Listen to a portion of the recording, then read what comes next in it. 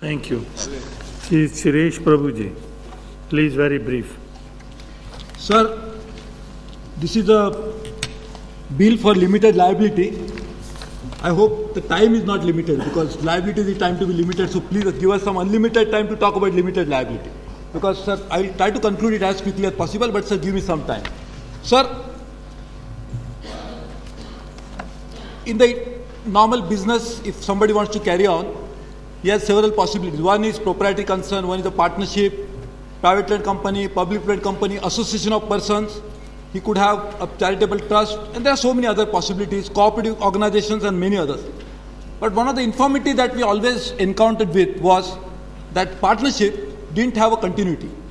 If there are two partners, one of the partner dies, then the partnership didn't exist. And even if the partnership existed, it doesn't have a perpetual entity which can carry out activities beyond a life of the partnership that was there.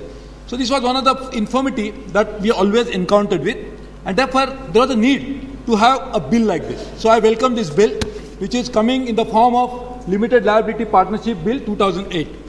Sir, I was just wondering from the Minister that in the Indian Partnership Act 1932, there is a provision that there should be minimum 2 partners and maximum 20 partners.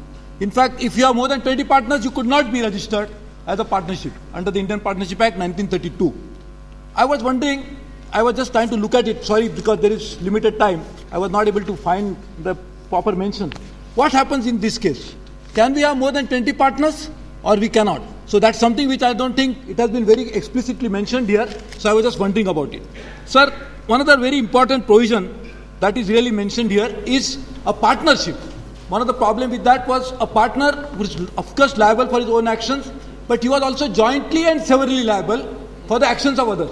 So if the other partners undertake certain activities which are detrimental to the interest of the partnership, the partner still was liable jointly and severally for the actions of all. But I think there is a very welcome provision that this partnership, limited partnership, tries to limit that liability, and therefore this is a important issue.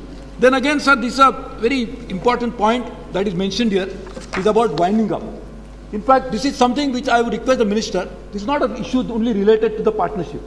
Generally in India, bankruptcy laws needs a complete evaluation. In fact, under US law, there is a chapter 11 which is mentioned under the bankruptcy law.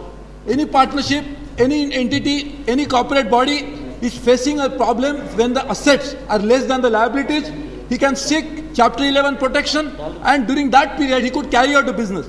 Thereby you are ensuring that there is an exit of business in a proper way, in a very structured way, and the business can still be carried out while that operation takes place. I would request the Minister to look at this particular aspect which is not mentioned here, and therefore this is something which is suffering from it. And sir, the issue related to conversion. In fact, there is a provision here in this bill that the conversion from limited liability partnership into partnership or even into the higher bodies like limited companies under the Companies Act 1956, it is possible. What I was wondering, what happens if you are converting such entities into the liabilities of it? What happens to the tax implications of it? I think really we need to make sure that migration of entity from one form to another takes place very seamlessly, very smoothly, without attracting any provisions of adverse laws that are really required. So this was, again, I think we should try to put into place. The other issue that really has to be properly taken into consideration is the partner's liability, which has been addressed, and I wish that this particular bill is also not just a one. I think probably, Minister, you must assure the House that will also bring in comprehensive amendment to the Partnership Act 1932 itself, because that itself again needs a proper revisit and relooking. Thank you very much. Mr.